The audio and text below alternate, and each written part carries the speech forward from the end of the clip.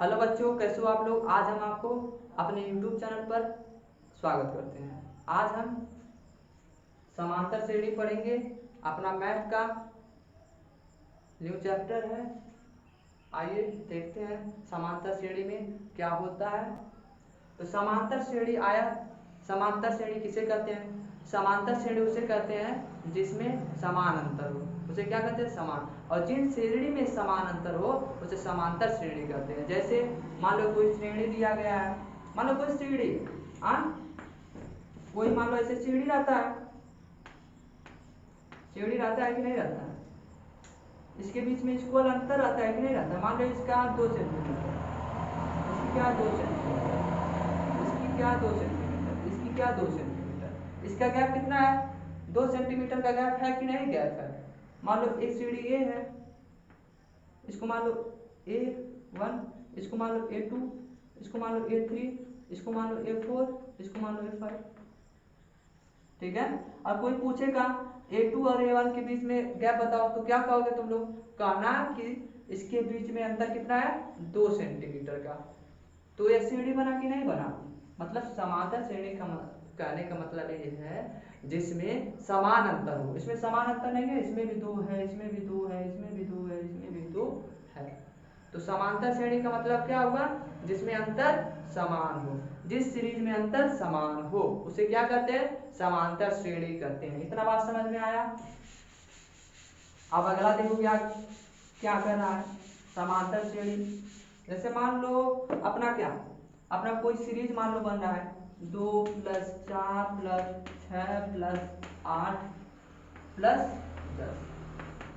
कोई सीरीज बन रहा है कि नहीं बन रहा है? देखो बन रहा है ना, कोई सीरीज बन रहा है। अब कोई पूछेगा बताओ इसके बीच में अंतर क्या होता है, तो वैसे ही बता दोगे? ऐसे नहीं बताना पड़ेगा ना, उसको निकालना पड़ेगा। कैसे निकालोगे? पहले पद देखोगे। पद क्या होता है?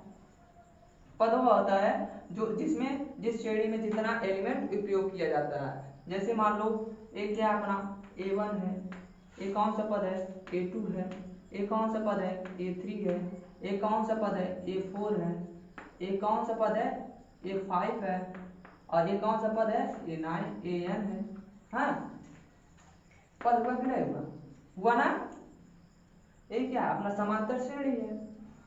इसके बीच में अंतर क्या हो? समान हो। जिसके बीच में अंतर समान होता है वह समांतर श्रेणी होता है। हाँ, इतना बात समझ में आया? अब देखो, अब कोई पूछेगा इसके बीच में अंतर बताओ। अंतर निकालने के लिए सर्वांतर देखा जाता है। और सर्वांतर कैसे निकलता है? सर्वांतर ऐसे निकलता है, दूसरा पद में से पहला पद घटा दिया जाता है। जैसे मान लो सर्वांतर को किससे प्रदर्शित किया जाता है? डी से प्रदर्शित किया जाता है। किससे? सर्वांतर को किससे प्रदर्शित किया जाता है? डी से। और पद, पद क्या होता है? ये होता है। ठीक है। अब कोई पूछेगा सर्वांतर बताओ, तो सर्वांतर निकालने के लिए मतलब सभी में अंतर निकालने के लिए इसके बीच में कितना अंतर है उसको निकालने के लिए क्या करोगे? तो टी इक्वल टू फार्मूला होता है A2 - A1। मतलब दूसरा पद में से पहला पद घटा दो, दूसरा पद में से पहला पद घटा दो। ठीक है, वही क्या सर्वांतर निकल जाए। दूसरा पद अपना क्या दिया गया इस सीरीज में बताओ? इस सीरीज में दूसरा पद क्या दिया गया है? 4 दिया गया है। और पहला पद क्या दिया गया है? 2 दिया गया है। अभी डी इक्वल टू कितना हो जाएगा? 2 हो जाएगा। तो डी इक्वल टू 2 आया। सर्वांतर कितना आया? 2 आया। अब भाई साहब बात आई। अच्छा भाई साहब, इस A2 और A1 के बीच में अंतर 2 है, हाँ? तो बताओ A3 और A2 के बीच में अंतर क्या होगा? तो हमने कहा था दूसरे पद में से पहला पद घटा दो। ठीक है, तो D equal to A3 minus A2, A2 हुआ। अभी क्या करोगे? A3 कितना दिया गया अपना? 6 दिया गया है। और A2 कितना दिया गया है अपना? 4 दिया गया है। ठीक है, अब 6 में से 4 घटाओगे कितना आएगा भाई साहब? आएगा अपना 2। कितना आया? 2। तो इसके बीच में यानी कि इसके A2 और A1 के बीच में कितना है? गैप 2 का, और A3 और A2 के बीच में कितना 2 का। अभी पूछेगा चलो बताओ A4 और A3 के बीच में कितना गैप है, तब क्या करोगे, तो D इक्वल टू कितना होता है, D इक्वल टू सर्वांतर, सर्वांतर इक्वल टू दूसरा पद में से पहला पद घटा दो, तो दूसरा पद क्या है इसमें 4 है, क्या है 4 है, तो A4 में से क्या घटा दो A3 घटा दो, क्या घटा दिया जाता है A3 घटा दिया जाता है, A3 घटा दो, तो A4 कितना दिया गया है अपना, A4 दिया गया है 8, और A3 कितना दिया गया है 6। हाँ, इसमें में से इसको घटाओगे कितना आ जाएगा 2 आ गया, D इक्वल टू 2 आया कि नहीं आया, आ गया। तो यानी कि कुछ पता चला, इसमें पता चला हमको कि भैया सब में से निकाल रहे हैं सर्वांतर, तो 2 ही आ रहा है, क्या आ रहा है, तो 2 ही आ रहा है। सब अगर 2 2 आवे सबके अंतर, तो कौन सा श्रेणी बनता है, समांतर श्रेणी बनता है। इतना बात समझ में आया, अगर आया तो कमेंट बॉक्स में कमेंट करके अवश्य बताइएगा भैया, ठीक है। तो अगला अपना क्या है, जन्मा पद निकालना, जन्मा पद कैसे निकाला जाता है, अभी सर्वांतर निकालने को बता दिए, अब अगला क्या है, एनवा पद कैसे निकाला जाता है। हमने सर्वांतर निकालना क्या किया, सीख लिया, हमने सर्वांतर निकालना क्या किया, सीख लिया। और अगला क्या है, समांतर श्रेणी में यनवा पद कैसे निकाले, क्या समांतर श्रेणी में, समांतर श्रेणी में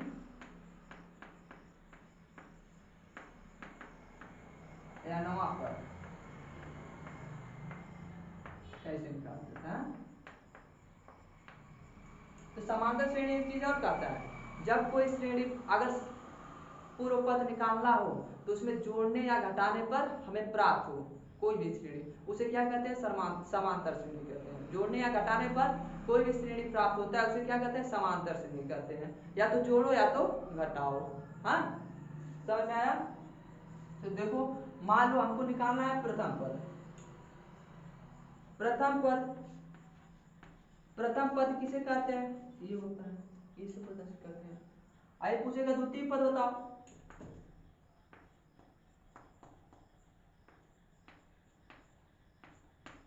अभी द्वितीय पद निकालने के लिए क्या करोगे, द्वितीय पद निकालने के लिए क्या करना पड़ता है, हमें कुछ जोड़ना पड़ेगा कि नहीं जोड़ना पड़ेगा। अरे भैया अगर दो लिखना हो, अगर आपके पास एक ही है तो क्या करना पड़ेगा, एक जोड़ना पड़ेगा कि नहीं जोड़ना पड़ेगा, और जोड़ने के लिए क्या करना पड़ेगा, प्लस करना पड़ेगा, ठीक है, क्या करना पड़ेगा, प्लस करना पड़ेगा।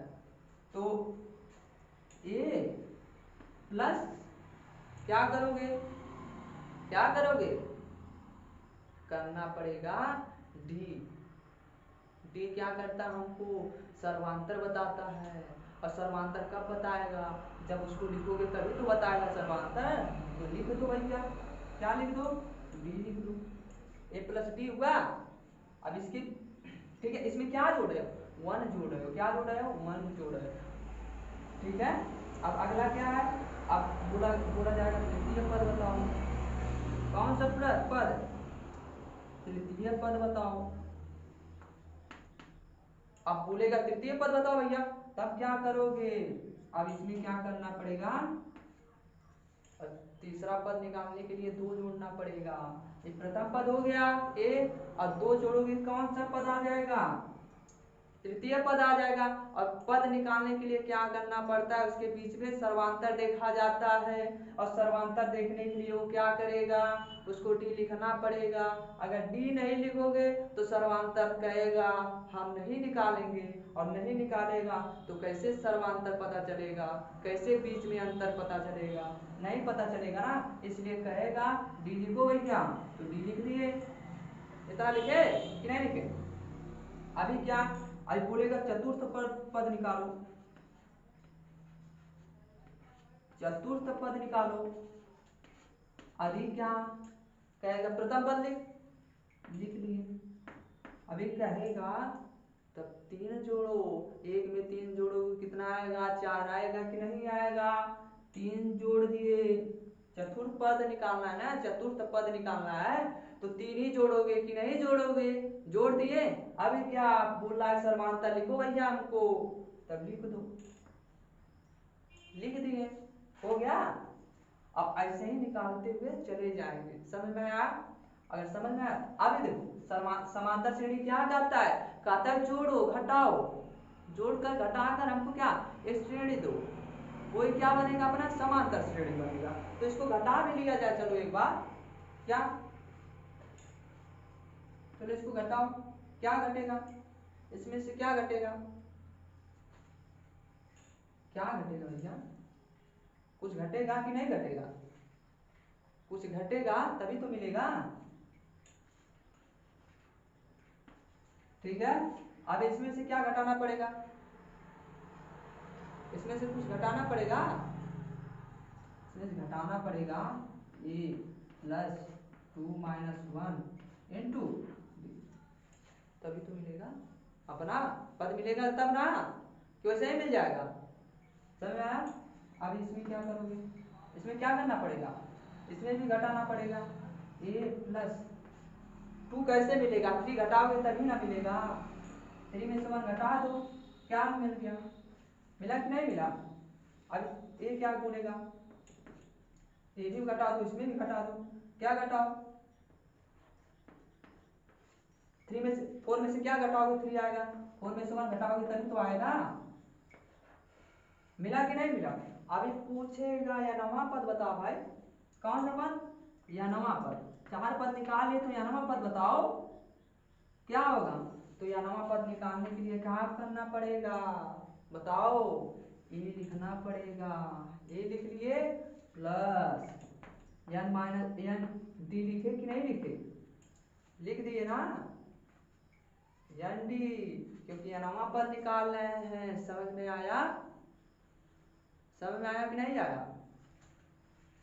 अभी क्या करोगे, तो यहाँ पर जोड़े, अब यहाँ पर क्या करना पड़ेगा, घटाना पड़ेगा, तो घटाने के लिए क्या करना पड़ेगा, ए प्लस एन माइनस 1 डी, आया कि नहीं आया, अपना अपना सूत्र बन गया। या नवा पद निकालने के लिए क्या करना पड़ता है, यही करना पड़ता है, A plus N minus 1 into D, अपना फार्मूला क्या बना, N equal to A plus N minus 1 into D, समझ में आया।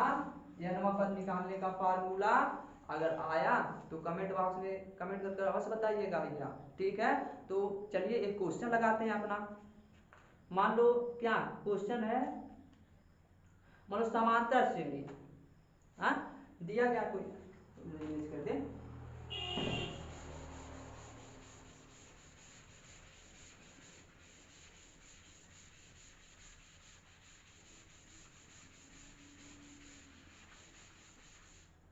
इसमें दिया गया, मान लो कोई श्रेणी दिया, समांतर श्रेणी दिया गया है, कोई समांतर श्रेणी मान लो 1 प्लस 3 प्लस 5 प्लस 7 प्लस,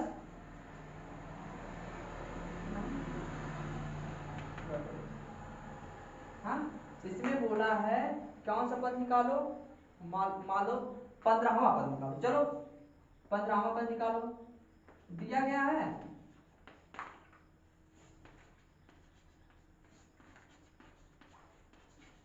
इसमें आप कौन सा पद, 15वां पद निकालो। अभी क्या करोगे, 15वां पद निकालने के लिए क्या करना पड़ेगा, तो यन इक्वल टू कितना दिया गया है 15,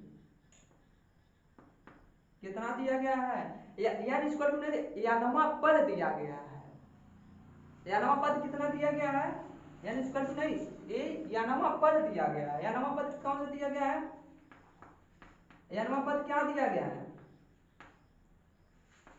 15 दिया गया है। अभी यानवा पद निकल गया, अभी क्या, अब पद निकालना पड़ेगा, प्रथम पद क्या है, प्रथम पद बताओ क्या है, प्रथम पद क्या है, प्रथम पद अपना 1 है, ए इक्वल टू 1। ठीक है, अभी बोलेगा अब बताओ द्वितीय पद क्या है, क्या है द्वितीय पद बताओ, द्वितीय पद क्या है, A2 क्या है अपना, तो कह देना 3 है। आए पूछेगा सर्वांतर डी बता भैया, सर्वांतर डी बताओ, सर्वांतर,